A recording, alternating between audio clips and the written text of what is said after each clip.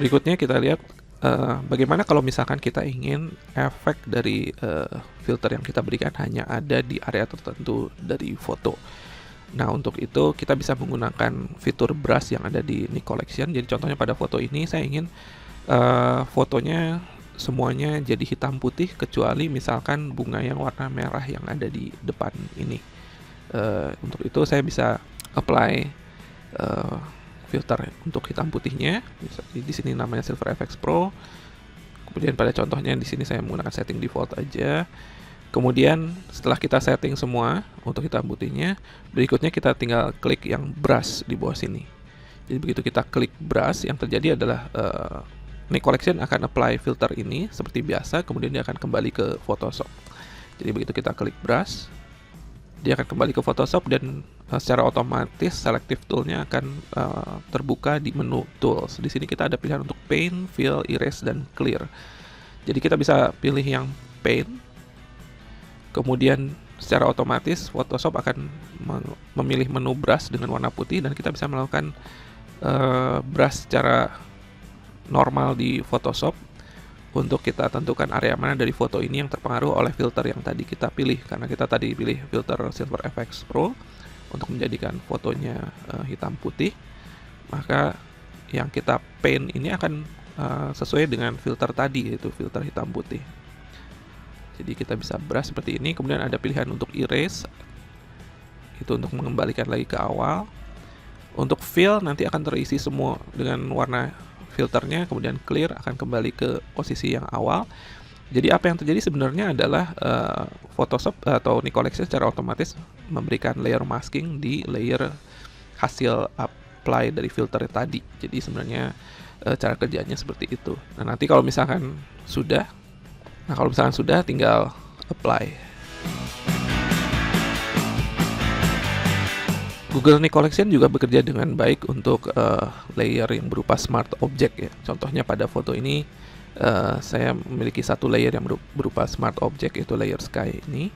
Jadi Anda bisa lihat icon dari smart objectnya. Jadi kita bisa apply filter dari Google Nik Collection ke smart object ini sehingga kita bisa akses kembali settingannya nantinya. Misalkan di sini saya akan kasih setting misalkan color effects. Nah, kalau dia objeknya merupakan atau layernya berupa smart object, nanti akan muncul menu seperti ini yang memberitahu bahwa kita tidak bisa akses brush yang sebelumnya saya jelaskan di tutorial sebelumnya. Jadi kalau layernya adalah layer smart object, kita tidak bisa akses fitur brush. Kita oke. Kemudian di sini kita bisa kasih misalkan saya kasih filter warm, saya buat lebih warm hasilnya, misalkan seperti ini, kemudian oke.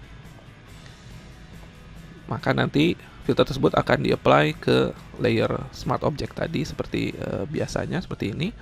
Kemudian kalau kita mau settingnya kita rubah lagi, misalkan saya tidak puas dengan filter ini, settingnya mau ada yang kita rubah, kita tinggal double klik aja di tulisan filternya, misalkan ini Color FX Pro. Maka akan muncul kembali interface tadi. Misalkan sekarang saya pilih Pro Contrast, saya buat lebih kontras, misalkan kayak gini, kemudian oke. Maka dia akan di-apply lagi di layer tersebut. Jadi Anda lihat Google Nik Collection juga bekerja dengan baik ke layer untuk yang smart object. Oke, berikut ini adalah langkah-langkah yang direkomendasikan apabila Anda bekerja dengan Google Nik Collection. Jadi pertama, Anda melakukan raw processing seperti biasa dengan aplikasi misalkan Lightroom atau Adobe Camera Raw yang ada di Photoshop. Anda bisa melakukan processing yang biasa Anda lakukan, misalkan white balance adjustment, exposure, dan seterusnya, termasuk apabila Anda biasa melakukan sharpening dan noise reduction di aplikasi tersebut. Berikutnya, Anda bisa masuk ke raw pre-sharpener dari Google Nik Collection. Langkah ini opsional, jadi apabila Anda sudah cukup puas dengan sharpening yang Anda lakukan di Lightroom atau Photoshop, tentu Anda tidak perlu lagi melakukan sharpening di raw pre-sharpener ini. Berikutnya masuk ke filter define. Filter ini fungsinya untuk noise reduction. Kembali saya bisa sampaikan bahwa langkah ini juga opsional. Jadi apabila proses noise reduction yang Anda lakukan di Photoshop atau Lightroom sudah cukup optimal, Anda sudah cukup puas, Anda tidak perlu lagi melakukan proses atau Anda tidak perlu lagi menerapkan filter define ini. Dan baru kita masuk ke langkah untuk mengontrol gelap terang dan warna, itu bisa menggunakan Vivesa. Setelah itu baru Anda bisa lebih berkreasi lagi dengan preset-preset yang ada di filter Color FX Pro, atau kalau Anda ingin membuat foto Anda jadi hitam putih, Anda bisa menggunakan filter Silver FX Pro. Dan terakhir, Anda bisa menerapkan filter Output Sharpener yang merupakan filter yang khusus dibuat atau menerapkan setting sesuai dengan output dari media yang kita pilih. Jadi misalkan foto Anda nanti digunakan untuk ditampilkan di monitor komputer, tentu akan memiliki setting sharpening yang berbeda seandainya misalkan foto Anda disiapkan untuk dicetak dengan printer inkjet. Lebih lanjut tentang filter ini masing-masing nanti akan kita bahas di tutorial saya berikutnya. Kemudian untuk processing HDR akan lebih optimal apabila Anda lakukan setelah Anda melakukan proses noise reduction. Jadi setelah Anda melakukan proses noise reduction, entah itu di aplikasi Lightroom, Photoshop, atau di Define, filter Define, berikutnya Anda langsung masuk ke HDR FX Pro untuk HDR processing. Setelah itu Anda bisa adjust color dan gelap terang di Vivesa, kemudian Anda bisa adjust berikutnya lagi dengan Color FX Pro, Silver FX Pro, dan terakhir dengan Output Sharpener.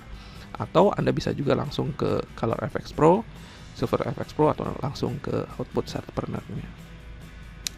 Sedangkan untuk Analog FX Pro adalah filter yang bisa diaplikasikan di step mana saja. Yang penting diaplikasikan setelah noise reduction. Jadi setelah proses sharpening dan noise reduction di awal, Anda bisa aplikasikan filter Analog FX Pro ini di step mana saja di workflow yang saya rekomendasikan ini. Oke, demikian tutorial introduction penggunaan aplikasi Google Nik Collection. Pada tutorial berikutnya saya akan jelaskan masing-masing filter dari Google Nik Collection. Oke, sampai bertemu kembali. Saya Bisma dari fotografidesign.com.